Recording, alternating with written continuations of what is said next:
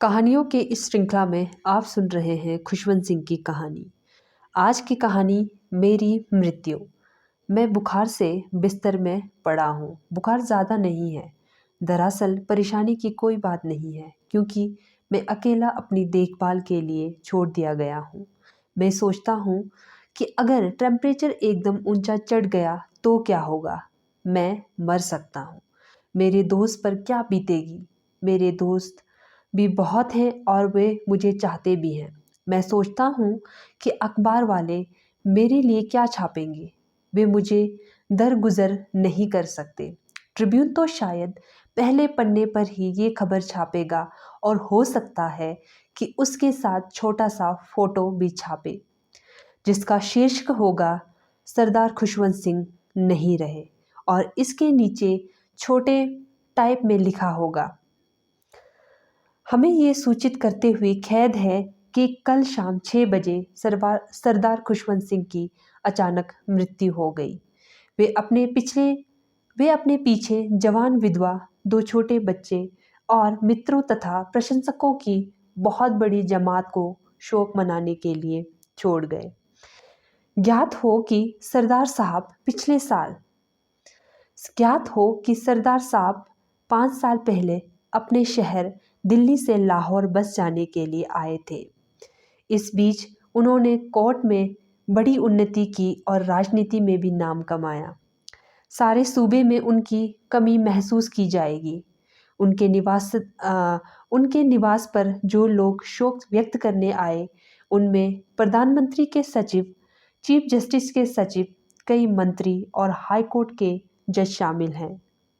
Chief justice महोदय ने एक प्रेस वक्तव्य में कहा, इस व्यक्ति का देहांत हमारा पूरा प्रदेश महसूस कर रहा है। मृत्यु के क्रूर हाथों ने एक उद्यमनीय प्रवक्ता को हमसे छीन लिया है। पृष्ठ के नीचे लिखा होगा, आज 10 बजे उनका दाह संस्कार संपन्न किया जाएगा। मुझे अपने लिए और अपने मित्रों के लिए शोक महसूस होता है। मैं आंखों से निकलते आंसुओं को रोक नहीं पाता, जो मेरी मौत पर रोने के लिए व्यग्र हो उठे हैं। लेकिन मुझे ये सोचकर खुशी भी होती है कि इतना ज़्यादा लोग मेरे मरने पर मातम करेंगे। इसलिए मैं फैसला करता हूँ कि मैं मर ही जाऊँगा, ज़रा मज़ा करने के लिए। शाम को प्रेस के लिए काफ़ी वक्त छोड़कर कि उन्हें ये खबर मिल जाए, मैं प्राण त्याग देता हूँ। फिर अपनी लाश से बाहर आकर दरवाजे पर लगी ठंडी पत्थर की सीढ़ियों पर मज़ा लेने के लिए बैठ जाता हूँ।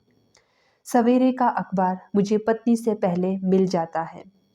इस पर झगड़ा करने का सवाल नहीं है, क्योंकि मैं पहले ही नीचे आ गया हूँ, और यूं भी इस वक्त वो मेरी लाश के पास गुम फिर रही होगी। ट्रिब्यून ने तो मुझे धोखा ही दे दिया।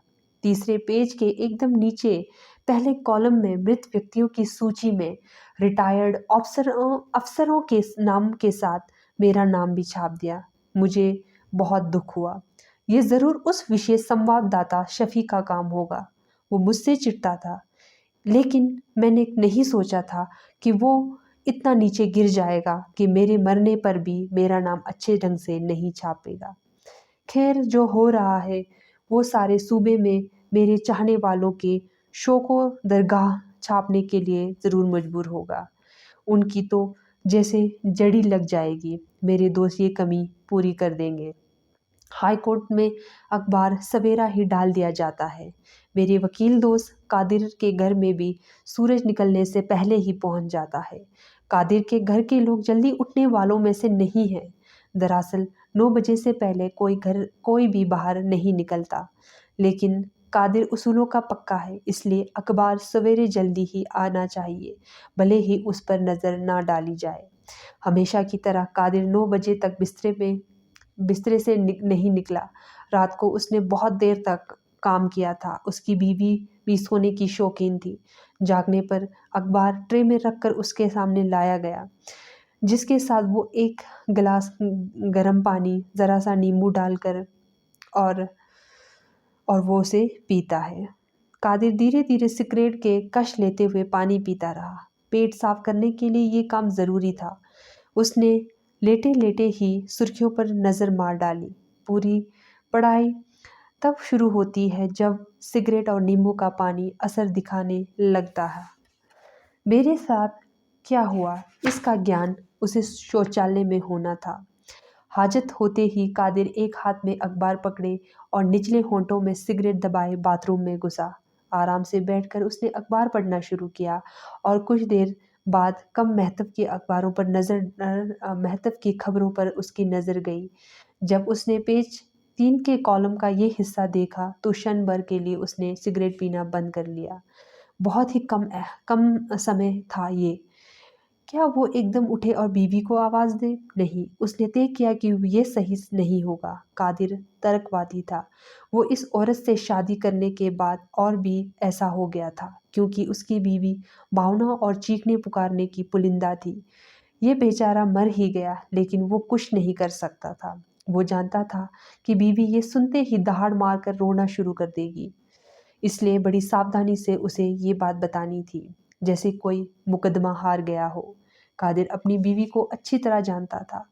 उसने मामूली ढंग से ये बात उसे सुनाई, लेकिन सुनते ही उसने ज़ोर से रोना शुरू कर दिया।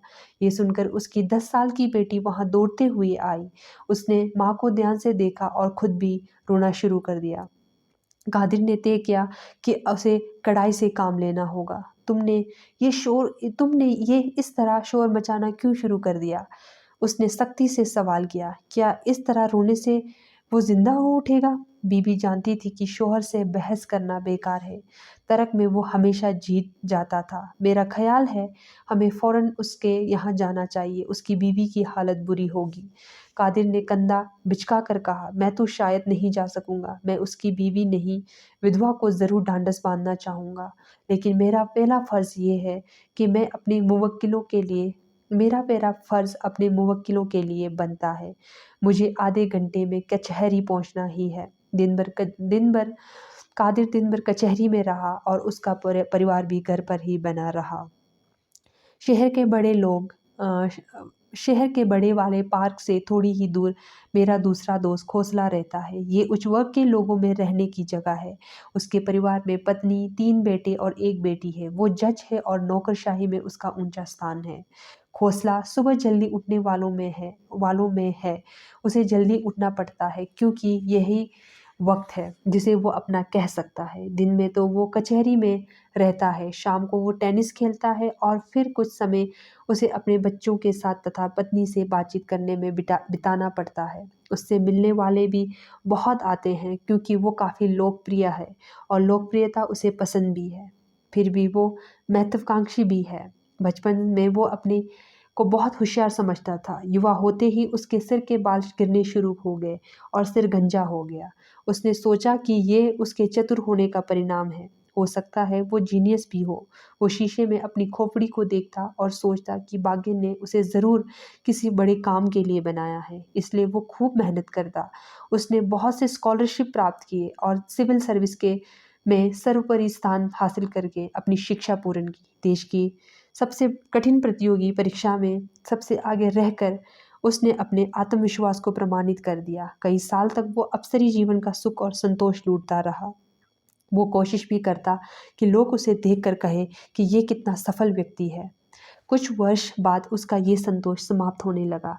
जब जब वो अपने सिर पर बचे खुचे थोड़े से बालों पर हाथ फेरता तो उसे लगता कि अभी तो उसे बहुत कुछ प्राप्त करना है।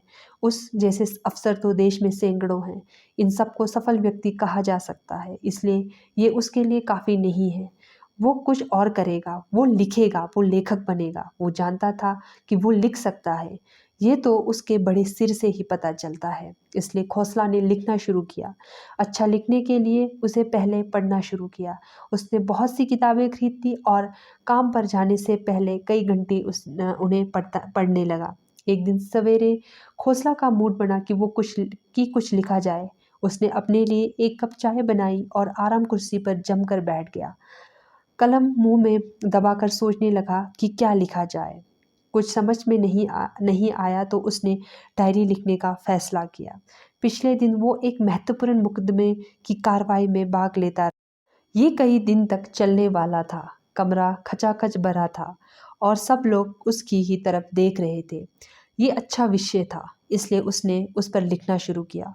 नौकर अखबार लेकर आया तो उसकी खटखट से खोसला को कुछ परेशानी हुई। उसने अखबार खोला और देखने लगा कि आम जिंदगी में क्या हुआ है। खोसला की रुचि देश और दुनिया की खबरों में ज़्यादा ना होकर समाज की खबरों में थी। यानी किसकी शादी हुई, कौन पैदा हुआ और कौन मर गया।